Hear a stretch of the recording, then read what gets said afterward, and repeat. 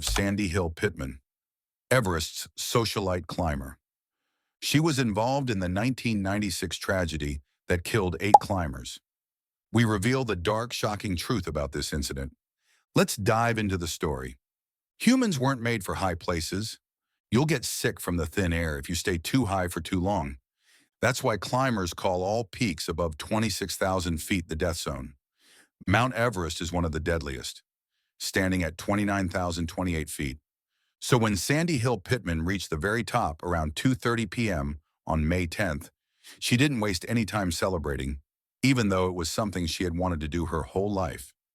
In the chilling aftermath of the 1996 Everest disaster, whispers swirled about Sandy Hill-Pittman, suggesting she might be linked to the deaths of 8 climbers. As she reached the summit that day, there was no triumphant celebration, only eerie silence. Now, amid suspicion and intrigue, this story promises to uncover the truth behind those haunting rumors. Join us as we delve into the heart of uncertainty, where each step reveals the chilling reality of what truly happened on that fateful day. Pittman, 41, had more at stake than the other climbers who had paid around $65,000 for the chance to stand at the world's apex. Years earlier, bored with life as the socialite wife of MTV creator Bob Pittman, whose estimated worth exceeded $40 million, she had transformed a childhood enthusiasm for mountaineering and adventure into a high-profile outlet for her energy and ambition. What began as a hobby, trekking in the Himalayas, horseback riding across Kenya, and kayaking in the Arctic Circle, evolved into a passion, a purpose, and identity. Long before she left New York for Nepal on March 21st, Pittman had succeeded in crafting a romantic role for herself as a daring adventuress. A modern-day Amelia Earhart. Sporting La Perla lingerie under her Gore-Tex, she had, in her own words, traded the escalator at Bergdorf's for more exotic terrain. She's very inspiring in that she finds a way to live life to its limits, says her friend Nina Griscom. Not everyone agreed. She's a show-off, said another acquaintance with a shrug. When she went kayaking in the East River, she'd call everyone she knew and tell them to watch her pass. Then she'd get written up in the columns, which is exactly what she wanted.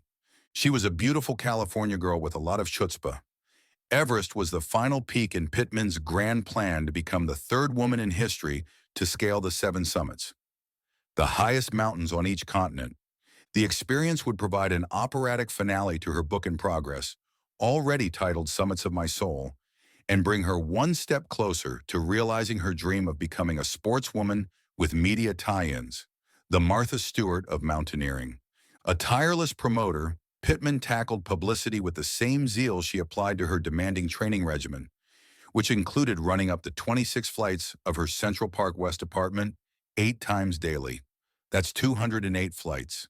Before the trip, she modeled climbing gear for Vogue and arranged with NBC to have her electronic diary transmitted from Everest via satellite phone and posted on the World Wide Web. Her farewell party at Nell's, thrown by Society columnist Billy Norwich, was attended by admirers including Andre Balazs, Bianca Jagger, and Calvin Klein. Pittman arrived in full climbing regalia, crampons, ice axes, and all. Others were treated to a glimpse of Sandy in a snowsuit when the determined mountaineer appeared on postcards promoting her expedition, smiling as she hung jauntily off a cliff. All of the excitement, none of the risks, the tagline promised. Tie online with Sandy Hill-Pittman. She couldn't have put more pressure on herself to succeed in this, her third Everest attempt. Her obsession had cost her hundreds of thousands of dollars and, ultimately, her 16-year marriage.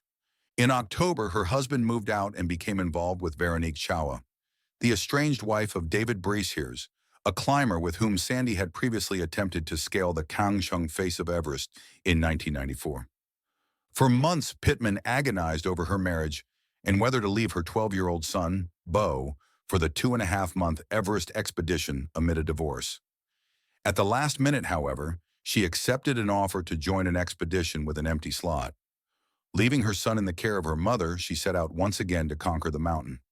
Pittman's team was organized by Scott Fischer, a 40-year-old professional guide and co-founder of the Seattle-based trekking company Mountain Madness. With 3 guides and 7 Sherpas, Fischer would lead 8 clients. He jokingly called the southeast route the Yellow Brick Road because of its popularity among wealthy amateurs. Before attempting the summit, Fischer's team spent a month at base camp, a small tent city at 17,600 feet, hiking to higher elevations to condition their lungs and collecting over 2 tons of garbage left by other trekkers. Pittman, described by Mountain Madness as a competent climber, performed well and pulled her weight according to Fischer's reports. In fact, she was far more experienced than some in other expeditions.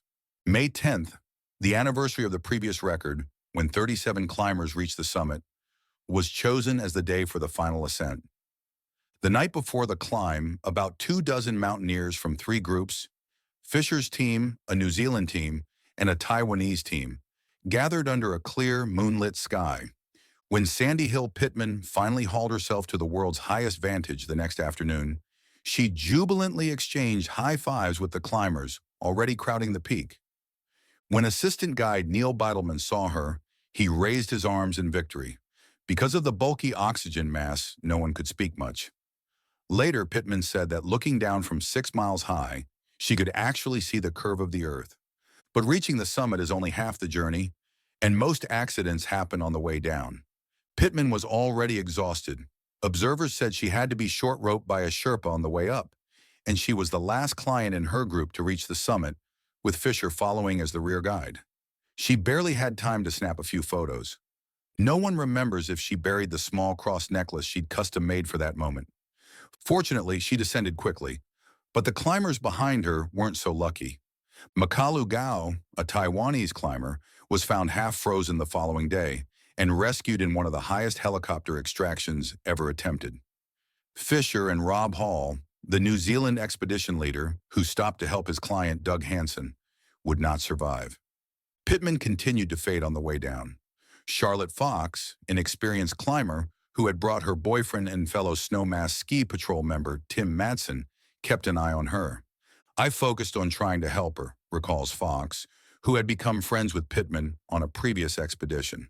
Neil Beitelman, an elite climber from Aspen, helped Pittman descend the Hillary Step, a 40-foot crack in the ice named for Sir Edmund Hillary, who, with his Sherpa, first reached the summit in 1953.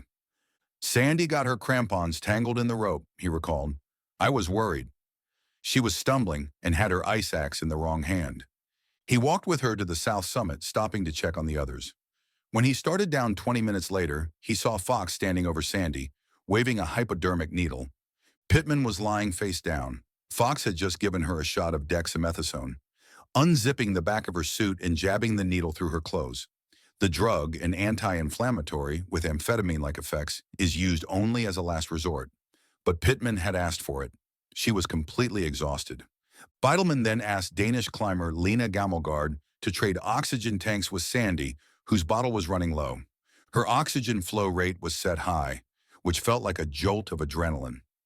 "It was a judgment call," Beitelman later said, "not preferential treatment." Sandy was the one in the biggest trouble at that point. Pittman wanted to rest, but Beitelman warned her, "You've got to get the fuck down, or you're going to die." Snow was slowing their progress, and the storm was building.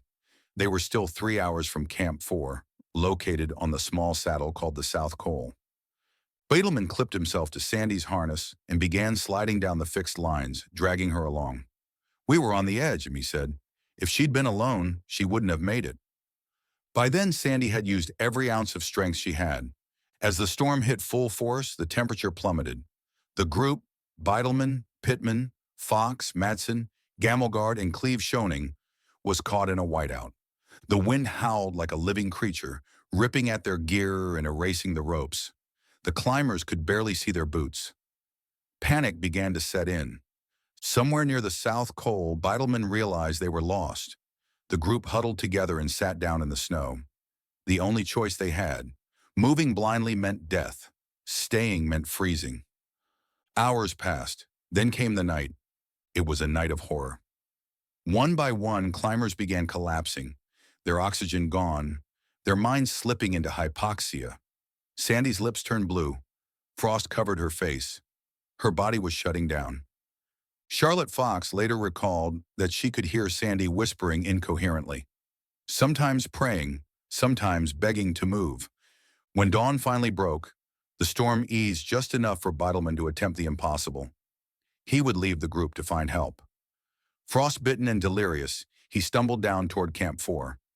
By mid-morning, rescuers spotted him staggering into camp, his face frozen, his hands stiff like stone. He could barely speak but managed to point back up the slope. "They're still up there," he rasped. What followed was one of Everest's most remarkable rescues. A team of Sherpas climbed back up through the death zone and found the stranded climbers. Several were dead, frozen upright like statues. But incredibly, Sandy Hill-Pittman was still alive. She was unconscious, barely breathing, but alive. Her thick down suit and oxygen mask had saved her for a few more hours. The Sherpas tied her to a rope and dragged her down inch by inch through the snow. After hours of brutal effort, they reached Camp 4. Doctors worked desperately to revive her. Slowly, she began to wake, shivering, confused, and unable to believe she'd survived when so many others hadn't.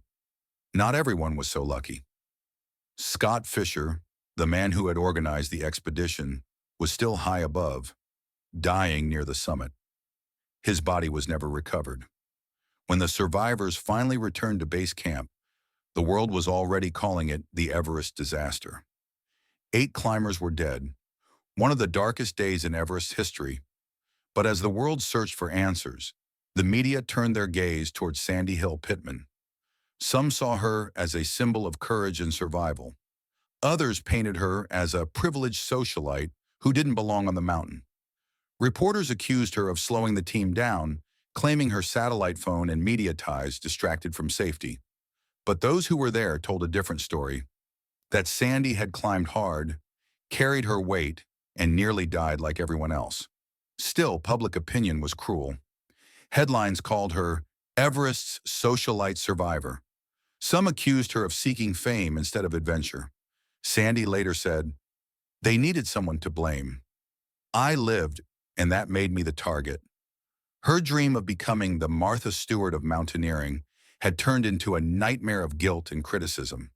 She had reached the world's highest point, but the cost was unbearable. Her marriage was gone, her name tainted, and 8 lives lost, including her friends and guides. After Everest, Sandy never returned to high-altitude climbing. She withdrew from the spotlight, published her memoir, Summits of My Soul, and tried to rebuild her life in quiet reflection. But her name remains etched in Everest's dark history, not just as a survivor, but as a reminder that on the roof of the world, no amount of money, fame, or ambition can protect you. In the death zone, there are no socialites or celebrities, only humans, fragile, frozen, and fighting for every breath.